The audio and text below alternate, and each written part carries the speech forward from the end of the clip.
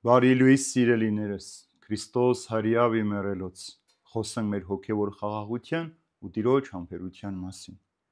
Ուստի սիրելիներ, սպասելով այս բաներին, ջանք թափեցեք, որ նա գտնի ձեզ անբիծ եւ անարատ խաղաղության մեջ։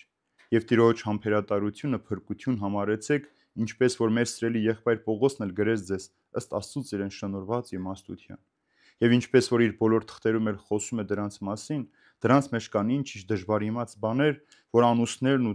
տատանվողները ծուռ են մեկնում։ Նրանք այդպես են մեկնում նաև բոլոր գրվածքները իրենց անձերի կորստյան համար։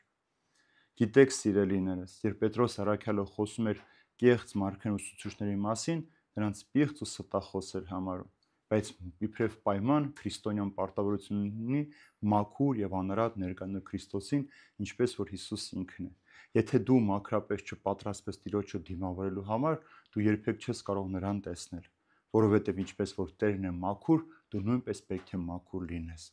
Ինչ է սա նշանակում, որ այն մարդը, ով ինքը հոգևոր խաղաղություն չունի, ինքը չի կարող մաքրությամբ եւ արդարությամբ ապրել։ Խաղաղությունը պայման է հոգևոր մաքրություն ունենալու համար, որովհետև խաղաղությունը նշանակում է հաշտություն Տիրոջ հետ եւ Տիրոջը նմանվել այդ խաղաղության մեջ։ Դրա համար է Հիսուս ասում. «Իմ խաղաղությունը վերցրեք, որ այս աշխարհից չէ, այդ մաքրությամբ, արդարությամբ սпасելով Տիրոջը»։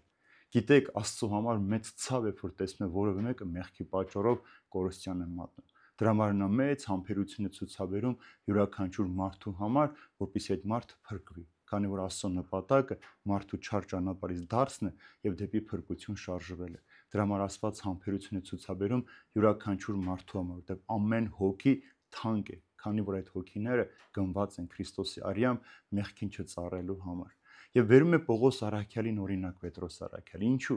Որտեղ Սուրբ գրքի մեջ շատ տողեր ու գրվածքներ կան, որ շատ դժվար հասկանալի է։ Եվ այն մարդիկ, ովքեր փորձում են իրենց մարդկային հոգով այս ամենը մեկնաբանել ու բացատրել, ոչ միայն իրենք են կորստյան մատնվում, իրենց գլխին ամպեր կուտակում, այլև շատ մարդկանց կորստյան մատնելու պատճառ են դառնում։ Սուրբ Գիրքը խաղ ու պարզ չէ, որ ինչպես ուզենաս հասկանաս, այնպես բացատրես եւ մարդկանց մոլորության մեջ գցես։ Սուրբ Գիրքը պիտի ընթերցես նախ հավատքով, սիրով եւ վերջապես պիտի նես առաքելից սկսած եկեղեցու սուրբ հայրերը ինչպես են մեկնաբանել, բացատրել, որպեսզի հասկանաս։ Եթե դու փորձես քո մարդկային մտածողությամբ հազարավոր մարդկանց կորստյան պատճառ պիտի դառնաս, ուրեմն շատ զգուշ լինենք մեր փրկության հարցում, նախ որպեսզի մենք կորստյան չմատնենք, հետո շատ շատերի կորստյան պատճառ չդառնանք։